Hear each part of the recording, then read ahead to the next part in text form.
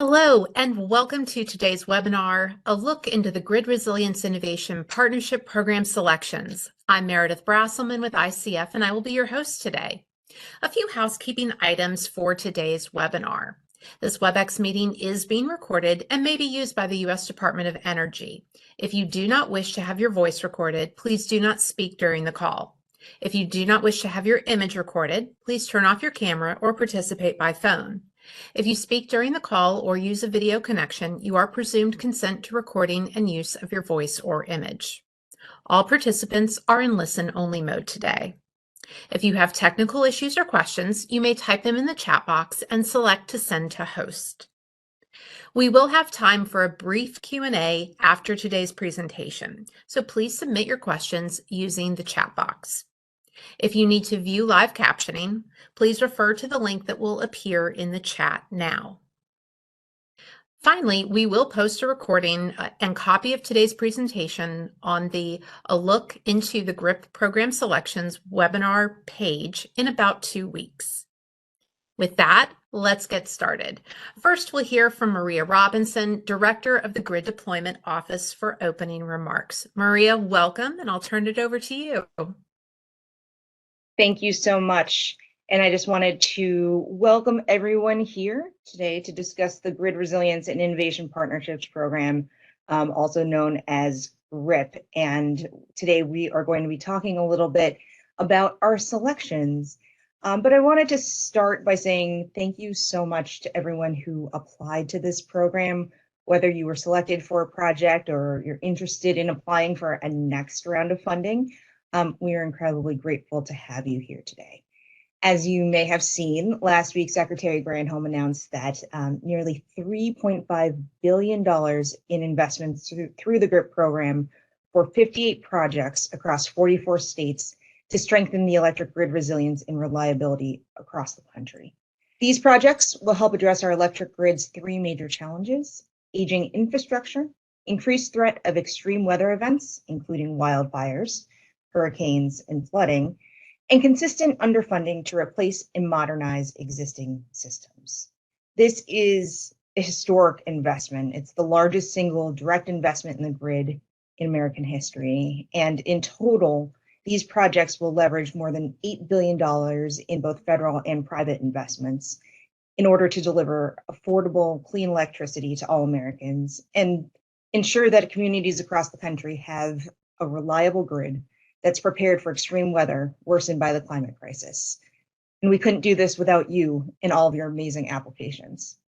Today, we'll walk through an overview of the GRIP selections, including our 3 program topic areas, as well as hitting on some of the key themes and trends that we'll see from these projects, including some investments in wildfire mitigation and resilience, microgrids, renewables integration.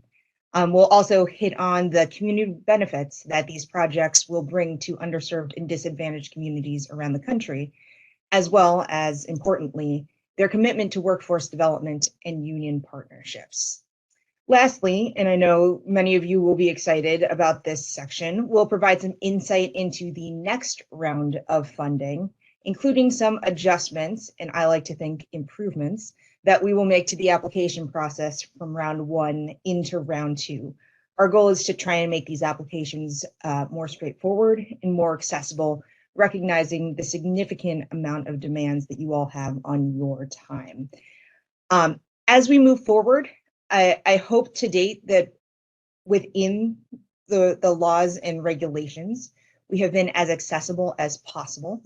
I want to make sure that you understand that our team is available to answer your questions and your inquiries. And I do encourage all of you to reach out to our team with any questions that you might have. You know, our goal is really to be as open and transparent as we possibly can under the law. I'm ridiculously proud of this team and the great work that they have done to get this program off the ground, and that we will have future funding rounds to be able to do this again and again. And I hope that you show your appreciation for them as well. And we look forward to partnering with you again in future rounds of GRIP. So thank you for joining us today. And I'm delighted to pass it back over to Colin Meehan, who is our GRIP program manager, and has run the vast majority of this particular program. Thank you so much, Maria. Now we do want to welcome members of the GRIP program team to join us for their presentation on the GRIP selections. We're going to hear from Colin Meehan, Project Manager of the GRIP program, Ann Egger, Project Manager for Grid Resilience, Kristen Frick, Project Manager for Grid Innovation, and Casey Fusel, Metrics and Analysis Lead. Colin, I will turn it over to you to get us started. Great. Thank you so much. And thank you, Maria, for that introduction. Thank you all for being here. We're obviously very, excuse me, very excited to have this conversation today. Maria noted we're going to be walking through a lot of the takeaways in more detail from last week's announcement, and also talking about the next steps as we look forward towards the next funding cycle. Once again, my name is Colin Meehan. I'm the program manager for the GRIP program, and I'll be walking you through some of the slides and handing it off to some of my colleagues throughout this discussion. Just to kind of reiterate what Maria has already said, this investment, these selections that were announced last week, do represent the largest single direct investment in the electric grid by the federal government in history. We're very excited about these projects, about what they mean for the electric grid. But we also know that it's not enough, and our focus continues to be on projects that are going to have a catalyzing impact on grid and on resource investments. This $8 billion in public and private investment is going to be a critical step forward in enhancing the electric grid's resilience and our ability to maintain a clean and reliable electric supply into the 21st century. But we know there's more to be done, and that's a part of why we're here today to talk about those next steps.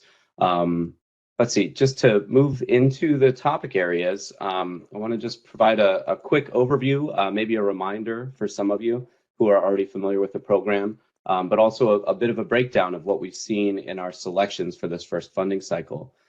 First, we have the utility grid resilience grants. These are grants that support activities to reduce the impacts and consequences of extreme weather events. And importantly, they are eligible to primarily grid operators, electric utilities, and other participants within the electric system, fuel suppliers, distribution providers, and the like. The eligibility is laid out clearly in the FOA. The details are there.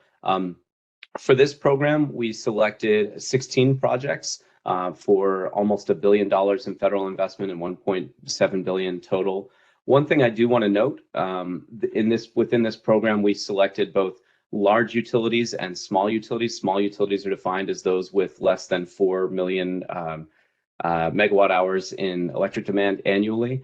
And importantly, among those nine applicants in the small utility category, some of them were consortium applicants. So they were applicants with multiple utilities participating, which really means that for this program, we have almost 40 different small utilities that we're able to impact with the projects that we're funding here.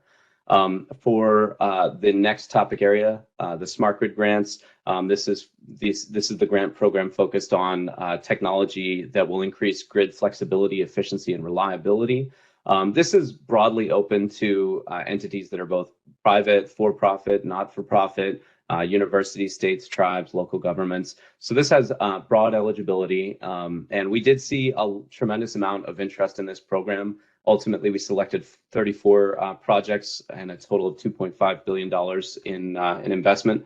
One thing that we were pleased to see in this category is a higher than average cost match. So each of these programs required a 50% cost match or cost share from the applicants. But we were very pleased to see in this program that some applicants were willing to provide a greater level of cost match or cost share.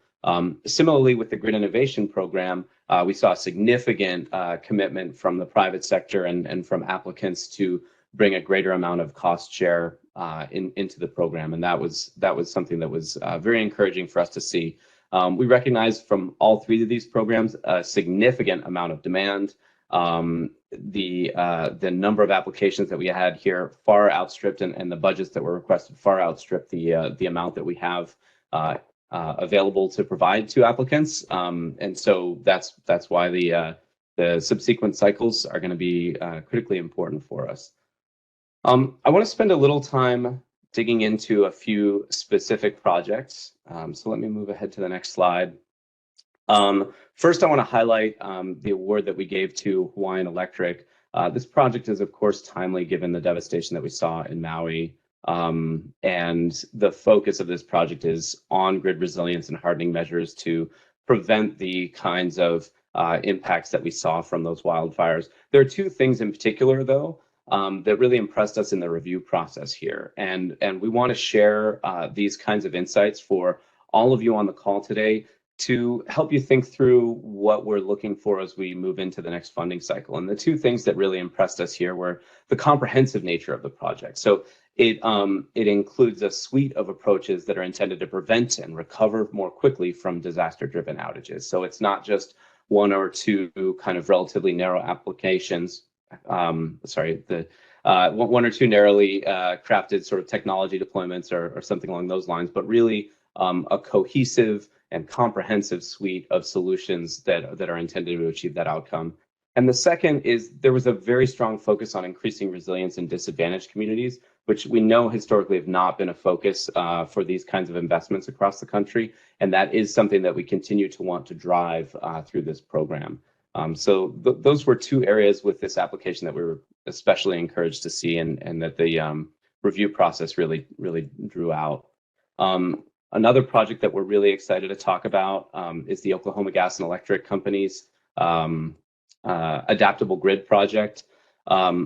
A couple of things here that really stood out to us throughout the process. The first is you'll notice on the right, we have a little call out table on anticipated impacts.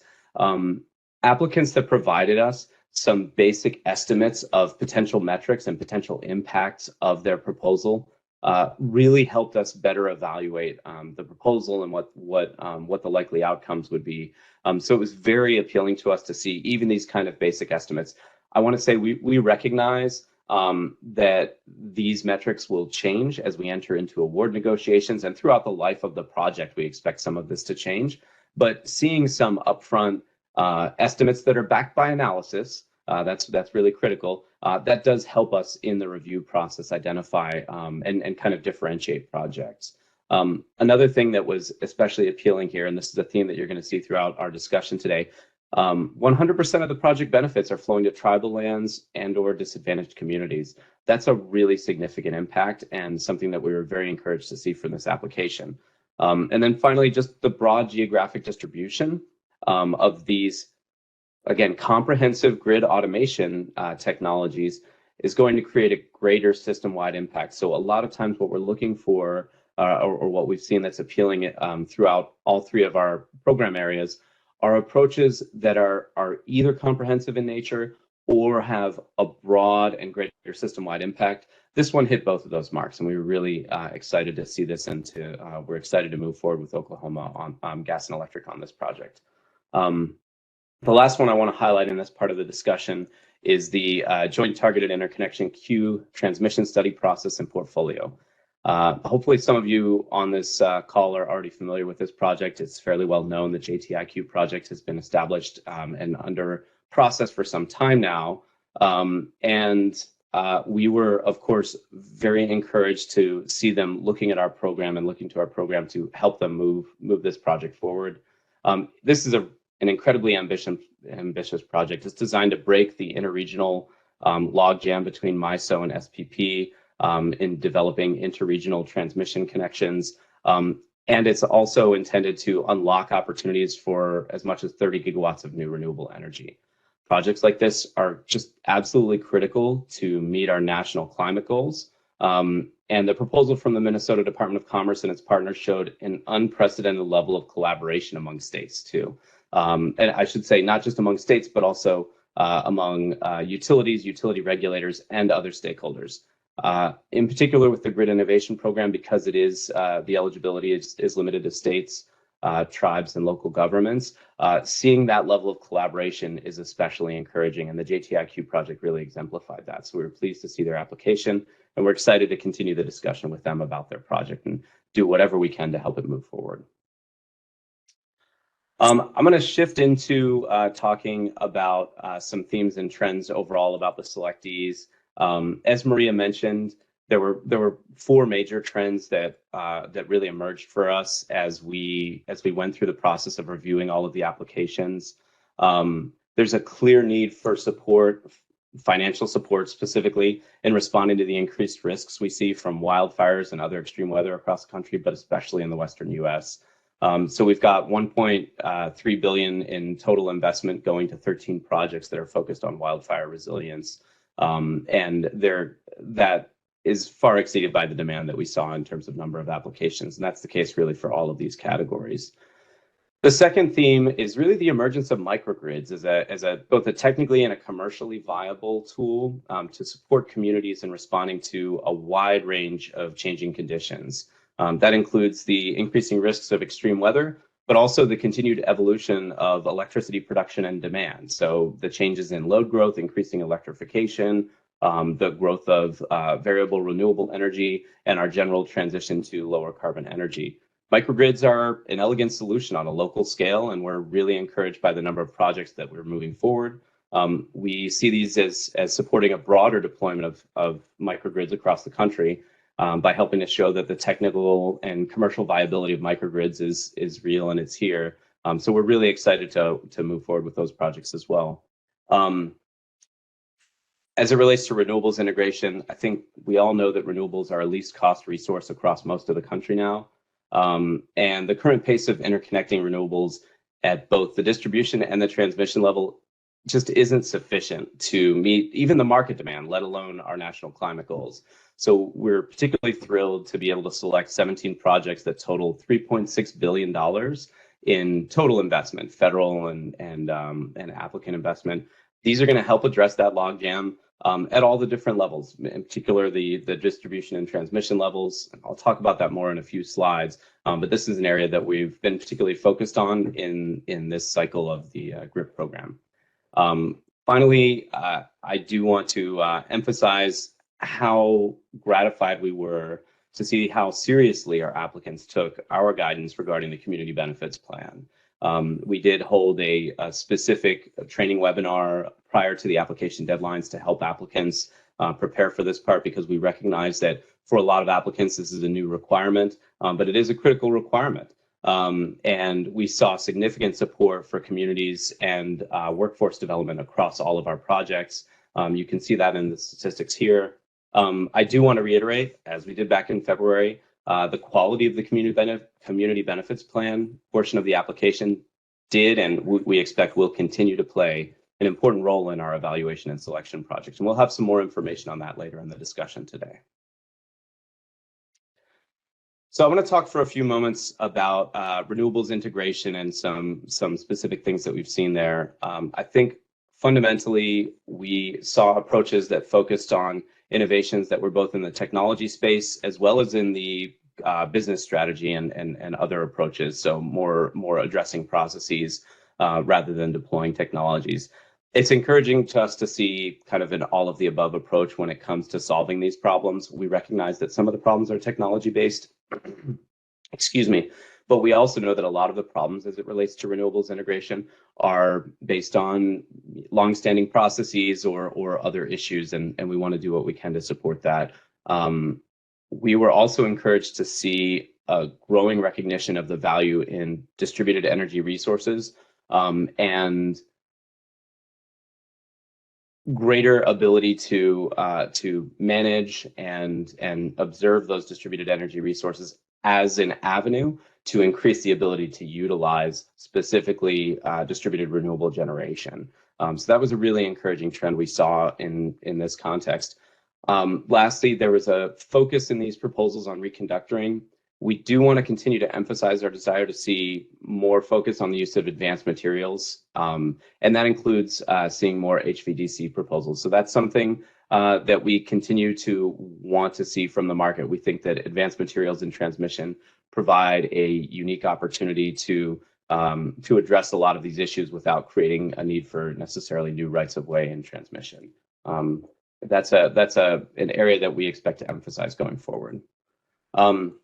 We had a wide range of projects that touch on renewables integration. I guess I would say there are probably two major areas in the context of renewables integration. There's kind of several large high voltage transmission focused projects, and that includes the project from the Confederated Tribes of Warm Springs, partnering with Portland General Electric, the ELITE project that's going to upgrade HVDC converter terminals, which is going to increase their ability to transfer capacity from wind-rich areas to the load centers in the upper Midwest, and then of course the JTIQ program that I spoke to earlier. So those are the kind of large-scale transmission projects that have supported renewables integration that we're moving forward with this cycle. The other kind of cohort within this is focused more on managing distributed energy resources to improve the capacity of the distribution system to integrate renewables. The other applications that you see here from Tri-State in the Intermountain West and from National Grid in the Northeast are really using distribution system management tools to enable the distribution system to incorporate more demand-side renewables in their profile. And I do want to highlight the project from the Delaware Electric Cooperative, where they partnered with the Pecan Street project. In that one in particular, they're using what I would consider to be an innovative business approach, as well as some new technologies, particularly with smart devices, to modestly curtail solar output during low load seasons, so that they can increase overall solar capacity for the times when they know they're going to have higher load. So that was a particularly appealing project to us as well. Lastly, as it relates to renewables penetration, I think you can see here there are a couple of key project elements that we found particularly appealing. Grid intelligence at scale. Sorry, this is specific to the Sacramento Municipal Utilities District. This proposal in particular is one of those instances where we were drawn to the scale of their impact and as a deployment across their entire system. So grid intelligence at scale by deploying roughly 200,000 grid edge computing sensors. These kinds of sensors can help them understand what's happening throughout their distribution grid and make adjustments as necessary to accommodate and incorporate renewable energy. Outage management system modernization, advanced distributed energy systems monitoring, and additional enabling technology and systems. This is a really comprehensive proposal that we saw from the Sacramento Municipal, from SMUD, I'll just say, to incorporate renewables in their system. So we've been very encouraged by all of these different proposals. There are obviously many more. You can find them on the GRIP website. I want to hand the discussion over to my colleague, Ann Egger, who's going to speak about the wildfire impacts of some of the projects that we've selected. Thank you, Colin. For the wildfire resilience theme, the project selected provided a clear demonstration of how the proposed investments responded to a certain threat, while demonstrating a comprehensive understanding of vulnerabilities and necessary resilience improvements. The project selected offered a range of possible solutions, with the solutions tending to address most, if not all, of the following high-level wildfire resilience strategies, anywhere from prevention to recovery. Next slide. In total, there was over $660 million invested going towards wildfire resilience, with a total investment, including private sector investment, over $1.2 billion. The map shows some of the selected projects and locations, with the highlighted utilities being PacifiCorp, Missoula Electric Cooperative, Xcel Energy, and Holy Cross Electric Association. These projects have a wide variety of approaches, and some of the solutions included advanced modeling software, non-explosive fuses, covered conductor, fire-resistant pole materials and coatings, wildfire detection cameras, line sensors, and fault detection. Next slide. A project we are really excited about and wanted to highlight was the Wildfire Assessment and Resilience for Networks for WARN. This project is a collaboration effort across 39 rural electric cooperatives in high-threat areas for wildfire. WARN will use state-of-the-art wildfire ignition and propagation modeling using grid data, train data, and historical weather data. This will help reduce risk and harden the grid against wildfires by strategically deploying well-known methods and advanced technologies for grid hardening, grid operations, and condition-based maintenance. Knowledge gained from this project will be shared throughout the NRECA community And then also this project had a strong community benefits, which included impacting over 170 disadvantaged communities. Most of the project labor will be done by unions. And also a majority of the applicants will sign a statement committing to negotiating community benefits agreement, good neighborhood agreement, or similar agreement. Overall, the Wildfire Resilience Project for this funding cycle respond to the program's resilience goals. And I will now hand it over to my colleague, Kristen, to cover microgrids. Thank you, Anne. I'm here to talk about our microgrid investments in the GRIP portfolio. The selected microgrid projects reflect really the diverse applicability of microgrids technologies. We see that microgrids are deployed for resilience and reliability to mitigate hazards from extreme weather, and they really demonstrated an integrated approach both to collaboration and coordination with the technology needs and, as a theme you see, with the communities to make sure that they identify critical facilities and support deployment. If we go to the next slide, there's a map I want to discuss. This is a map highlighting the microgrid projects in the selected portfolio. We're really excited about the geographic diversity and the variety of technologies and solutions being implemented. As you can see, we funded over $650 million from the GRIP program, and the total investment is $1.4 billion just in microgrids. We want to highlight a project on the next slide, the Louisiana Hero Project. So this one, of the total 400 plus microgrids we see in our portfolio, the Louisiana Hero Project is planning to deploy 385. This is the highest number of microgrids per project, and it really reflects a comprehensive statewide effort that they partner with multiple utilities throughout the state and community organizations. And this feedback is helping them plan their approach to where and how they will deploy microgrids, working with those local communities that are impacted by extreme weather, especially in the Southeast. We see a clear alignment in their community benefits plan, with directing a majority of the benefits to disadvantaged communities, supporting the creation of over 875 new jobs as a result of this project, and working with local labor unions on all their agreements.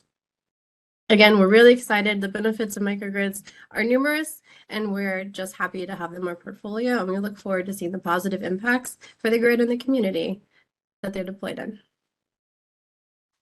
And then next, I believe I'm handing this over to my colleague, Casey.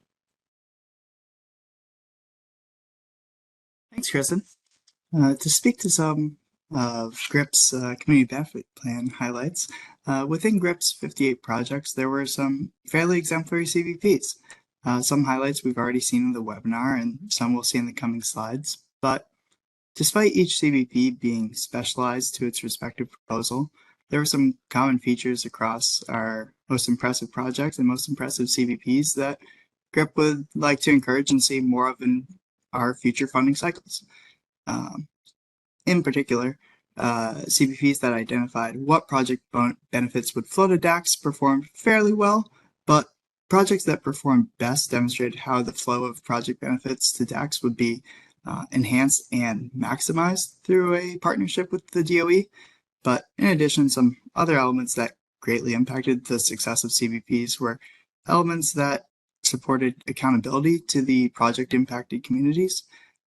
Some of these accountability measures were commitments to SMART milestones, opportunities for feedback throughout all stages of project deployment as the community needs developed or became more apparent.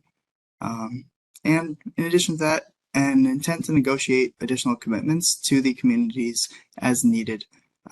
These accountability measures were aspects of CVPs that allowed applicants to show good faith, but also demonstrate their strategies to mitigate negative impacts of project deployment and to ensure positive community relations throughout the project durations, which in all cases took years.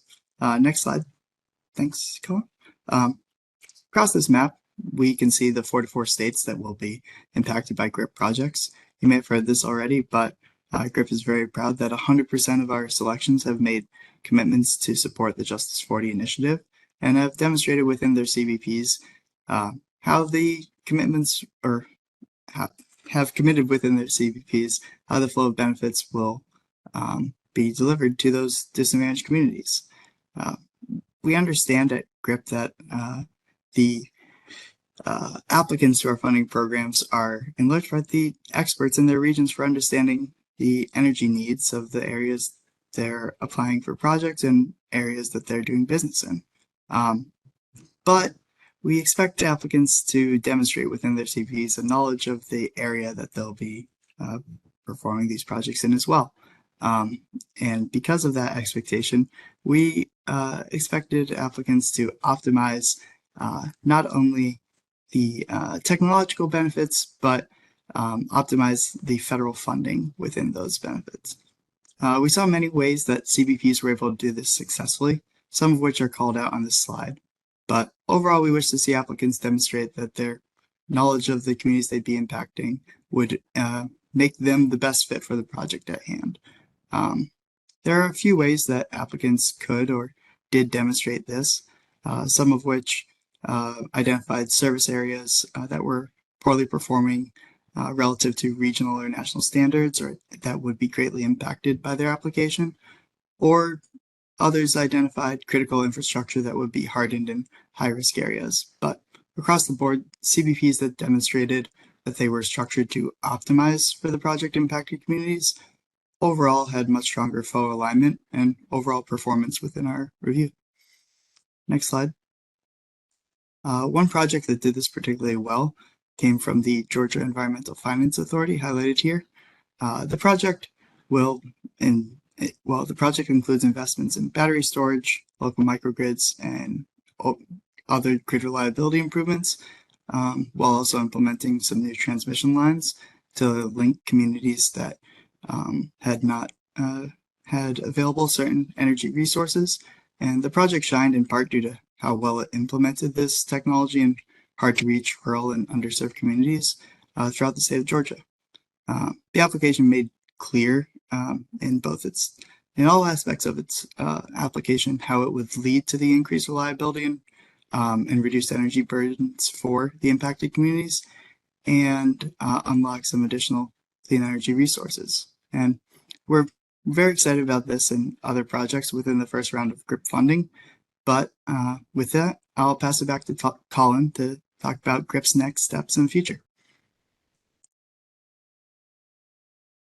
Thanks, Casey, and thanks, Kristen and Ann as well. I know, or I hope at least a lot of you on the call today are here because you're interested in applying to our next program. And I'm sure folks are eagerly awaiting any announcements that we have there.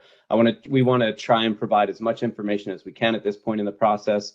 And so I'm going to speak to that a little bit next. I think the first thing that folks are going to want to be aware of, we do anticipate issuing a funding opportunity announcement before the end of this year. That is as specific as we can get this at this point. I do want to emphasize that we're still in the process of developing this announcement, and the discussion here today on our next steps is focused on our goals for that opportunity. None of this is a definitive statement of what will or will not be included, but our intent is really to address several different ways we think that we can simplify and expand access to the application process.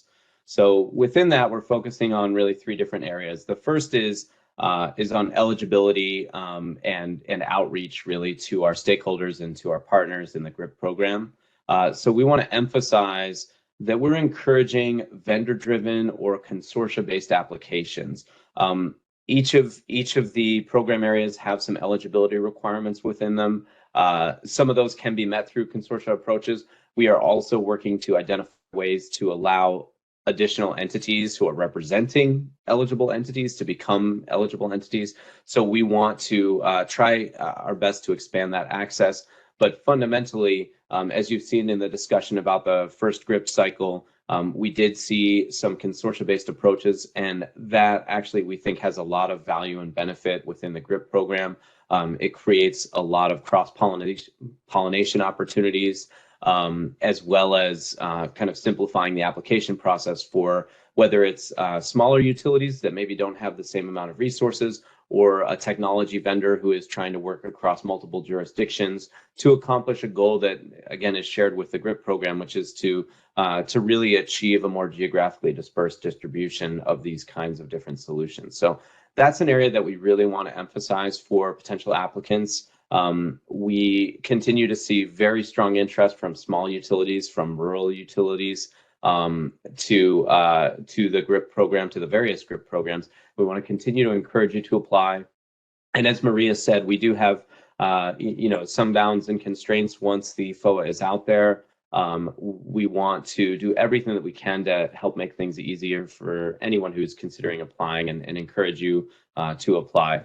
One thing that we actually haven't discussed that I want to make clear for those that did apply in the current cycle but were not ultimately selected, you should have received that notification last week. And within that notification, you should have received a document or an indication that we will be providing you with additional feedback within the coming weeks on different strengths and weaknesses that reviewers observe within your application. So our goal through all of this is to give you whatever feedback that we can, to all potential applicants to help you refine any projects that you're considering bringing to us and proposing.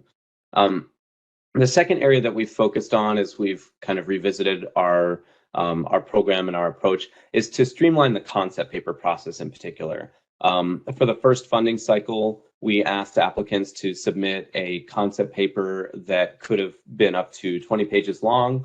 And what we're trying to do this time around is to really streamline that by providing applicants with a form-based application. So this will be a document that applicants would fill out. The idea there is to give applicants more structure and less kind of space to fill up. So ideally less work that applicants will have to do.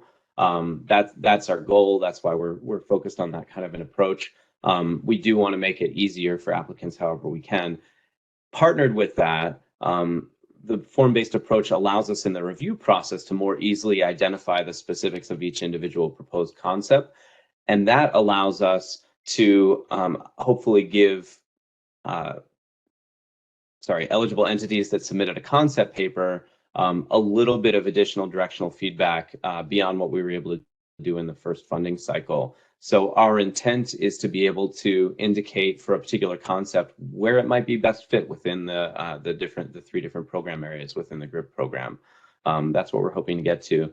The last thing I want to spend a little bit of time on before we get to the Q&A is increased guidance for the full application process.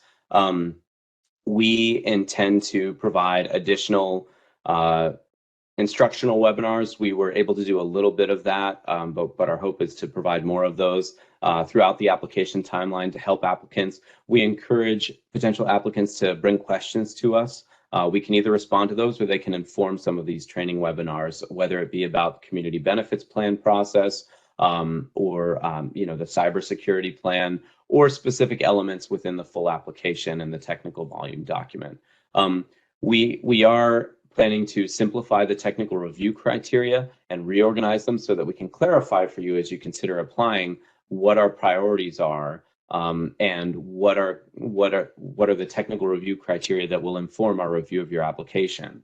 The goal there is really to just simplify it. We recognize that this is a large document, and then that criteria in the first cycle was especially large, so we're trying to distill it down and simplify it as much as possible, while still maintaining a very clear focus on the areas of interest that we have within the GRIP program. And so another thing that we expect to do in this cycle is to provide additional guidance to identify priority areas of interest for the GRIP 2 funding cycle. I'm not able to speak to that at this point, but if you look at the FOA for this current GRIP, the funding opportunity announcement for this current funding cycle, you will see that there are priority areas of interest identified. We do anticipate doing something similar in this funding cycle and identify some specific priority areas of interest across the entire program, but also within each specific sub-program, so that applicants can get a better sense of what technologies, what approaches, what outcomes we are looking for in the GRIP program. And lastly, we do expect to request interviews for some of the larger or more complex projects. That will assist the department in finalizing project selection. So we want to make sure that applicants of those larger or kind of more complex, more ambitious projects are simply aware of that fact. That's something that may become a part of this process. Just again, as a reminder, we anticipate that we will be announcing the next funding cycle before the end of this year.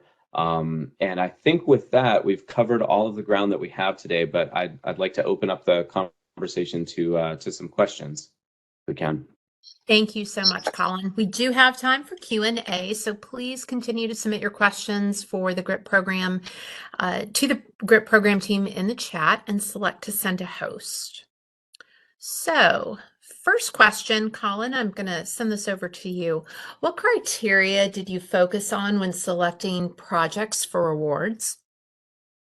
So as I just mentioned, we have within the current funding opportunity announcement a section called technical review criteria. And I encourage any potential applicant to pay close attention to that section because that is the criteria that informed our review process. We also have what are called program policy factors, which play another role in informing the selection process. I will emphasize something that I believe it was Kristen said earlier in the discussion. We continue to be focused on applications that have a transformative impact, that are not simply accomplishing the objective laid out in that project, but are potentially impacting the broader industry and leading to kind of catalyzing additional investment across the industry. Thanks.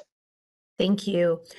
Casey, this one's for you. What are you looking for in community benefits plans or in a community benefits plan? And how do you ensure that the community had input?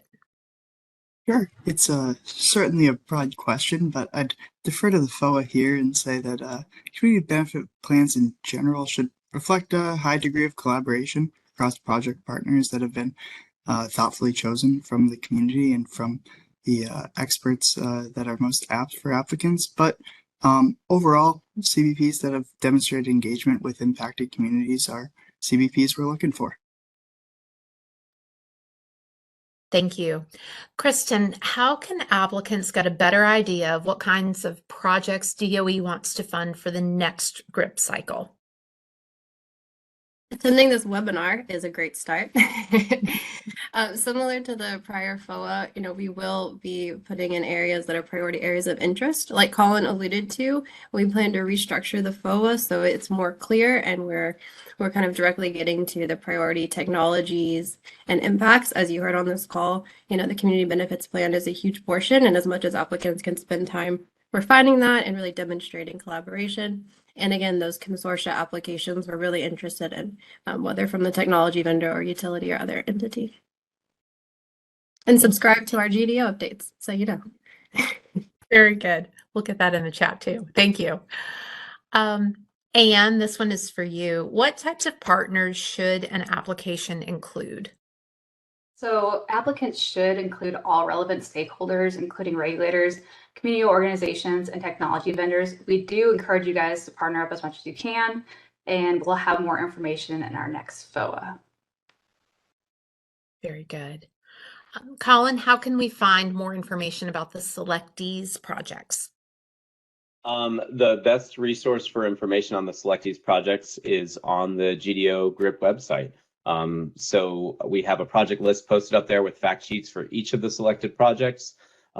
We fully expect to keep our website up to date as we work through the process with each selectee to finalize an agreement. And we expect to continue to update this part of the website really throughout each project's process. So that's going to be your best source going forward. And of course, as Maria said at the outset, we encourage you to reach out to us if you have any questions, if there's any way that we can help and support. We do have some restrictions, and I want to recognize that fact, but we want to be as helpful as we can for anybody that's considering applying or anyone that would like to work with a potential project or potential applicant. We're also, doing everything that we can to make sure that all stakeholders are engaged in this process. Very good. Thank you. And we have dropped the GRIP project list into the chat for everyone as well. So thank you very much. This wraps up today's webinar. We will review the other submitted questions, and we will make sure to update the GRIP FAQs once we have those answers for you all. A copy of today's slides will be available on this webinar's landing page by Friday, and the recording will be available in about 2 weeks. We will send you an email when it is available, and you can find the link in the chat now. So thank you to Maria, Colin, Anne, Isabel, Kristen, and Casey for joining us today. And thank you to all of our attendees for participating. Take care, everyone, and we will see you next time.